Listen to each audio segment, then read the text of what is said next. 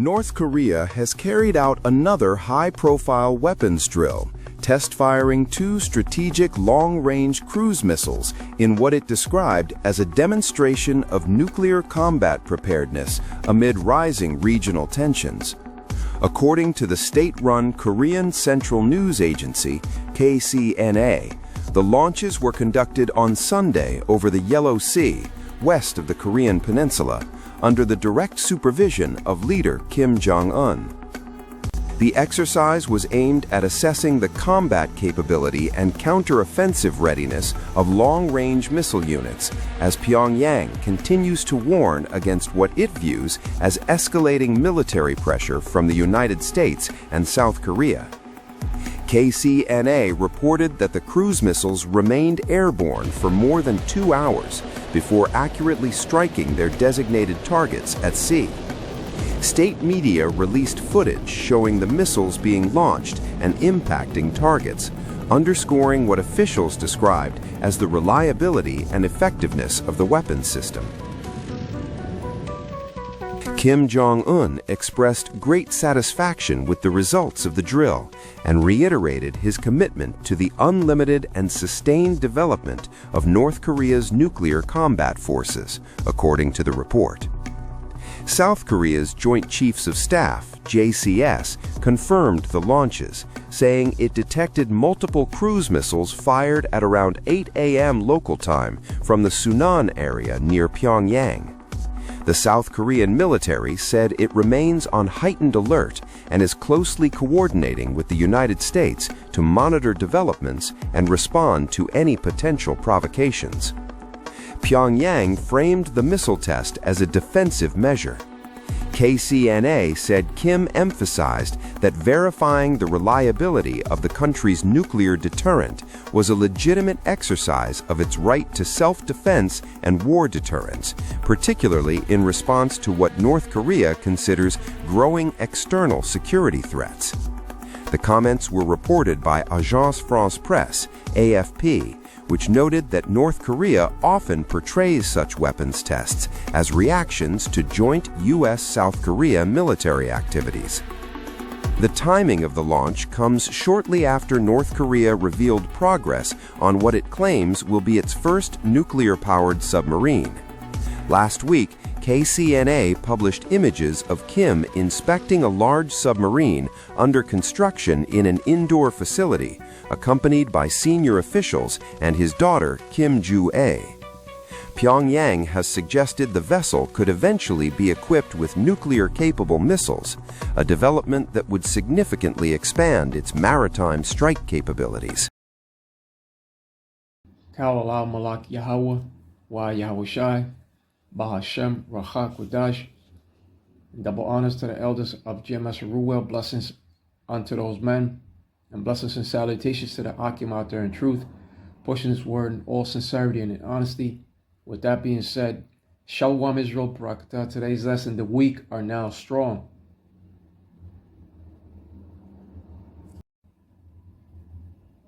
Now, when it comes to North Korea, the U.S. intelligence warns that North Korea is in its strongest strategic position in decades. New Defense Intelligence Agency report highlights expanding missile arsenal, WMD programs, and deepening Russia ties. The WMD is an abbreviation for those weapons of mass destruction. So no longer can Korea be bullied. They have officially leveled the playing field in the possession of nuclear capability and of the possession of other weapons. The manufacturing of weapons is now a priority for Kim Jong-un. And here we have another article that says North Korean leader Kim Jong-un has overseen a test launch of long-range strategic cruise missiles and called for the unlimited and sustained development of his country's nuclear combat forces, according to state media. The Korean Central News Agency KCNA reported on Monday that Kim expressed satisfaction as the cruise missiles flew along their orbit set above the sea west of the Korean peninsula and hit their target. You see? And all he's doing is just fulfilling biblical prophecy. And due to that expressed satisfaction, Kim Jong-un has ordered the building of new munitions plants. You see? That's why this article further says, to further expand the overall production capacity and keep pace with demand from North Korea's armed forces, Kim also ordered the building of new munitions plants, KCNA said. North Korea's military might has not only grown stronger, but it has also become insanely rich. They live by their state ideology of Juche. When it comes to North Korea, they live by their state ideology of Juche, which is the political ideology which aims to achieve national autonomy through the rule of a single leader, the maintenance of a strong military, and the pursuit of economic self-sufficiency, right, through a connotation of self-reliance. That's their motto. That's what they live by. Despite all these sanctions.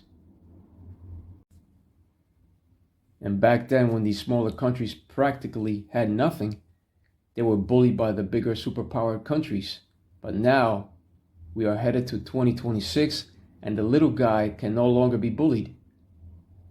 With that being said, let's go over to Joel 3:10.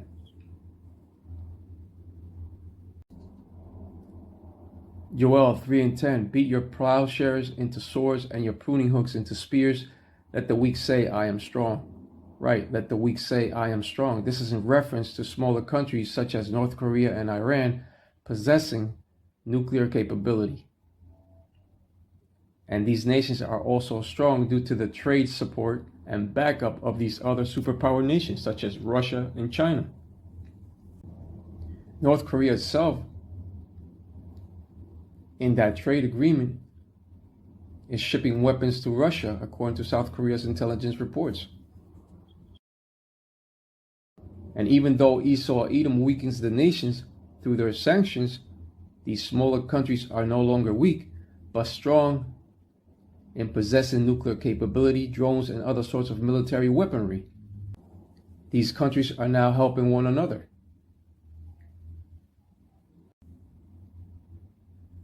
And now, due to Iran's discovery of a major gold deposit of 53.1 million tons of sulfide gold ore, their economy and military has received a major boost. That's why Iran is now developing unconventional warheads for ballistic missiles, according to this news source. The weaker and smaller nations are now confident in saying, I am strong, due to the fact that they now possess nuclear capability and are backed up by greater superpower nations. They are also engaging in trade with those nations.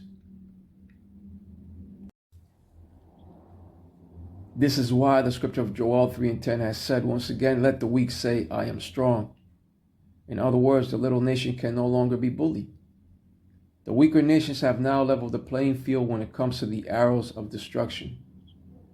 The modern day smith has been given the knowledge to make those weapons of mass destruction. Isaiah 54:16, behold, I have created the smith that bloweth the coals in the fire, and that bringeth forth an instrument for his work, and I have created the waster to destroy. When it comes to ancient times, a smith or a blacksmith created primitive weapons of war, such as swords, daggers, shields, spears, and body armor. But when it comes to the modern day smith, on the other hand, that nuclear scientist or nuclear engineer now creates sophisticated weapons of propulsion and of mass destruction, that bringeth forth an instrument for his work. That instrument is the gift of the missile given unto Esau Edom for the coming third world war of utter destruction. These weaker nations have now leveled the playing field when it comes to the possession of nuclear capability. This destructive war to come shall be a different kind of war fought at the push of a button. At the push of a button, those destructive arrows or missiles of propulsion shall be launched from their respective silos and shall not miss, according to the scripture of 2 Esdras 16 and 13. They shall not miss when they begin to be shot into the ends of the world.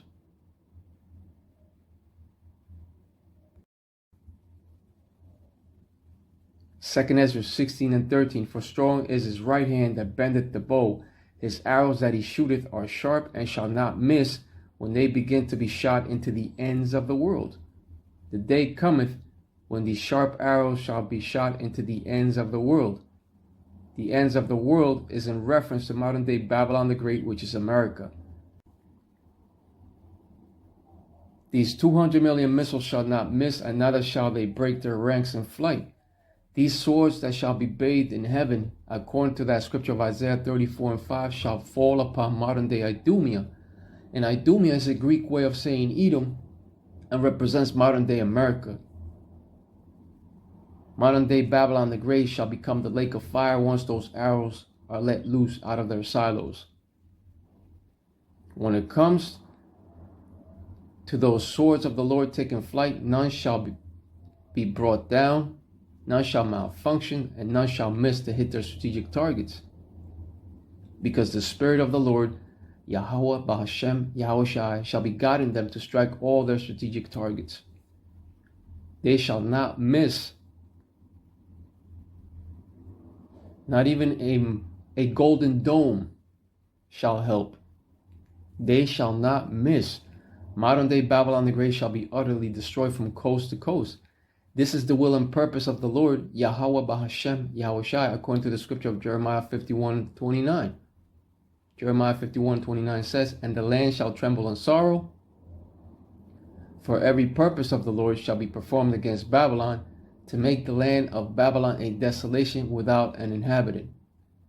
These arrows shall also touch down upon the place that the small hats now inhabit. But the heavy bombardment shall be concentrated mainly upon modern day Babylon the Great.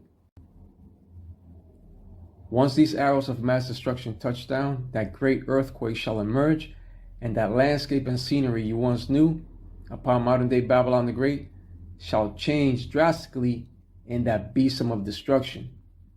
Nothing shall be recognized. That's why those birds shall stretch themselves upon that line of confusion. Right, they shall stretch themselves upon the borderlines of the states once the smoke clears. Right, because there's going to be so much debris and dust.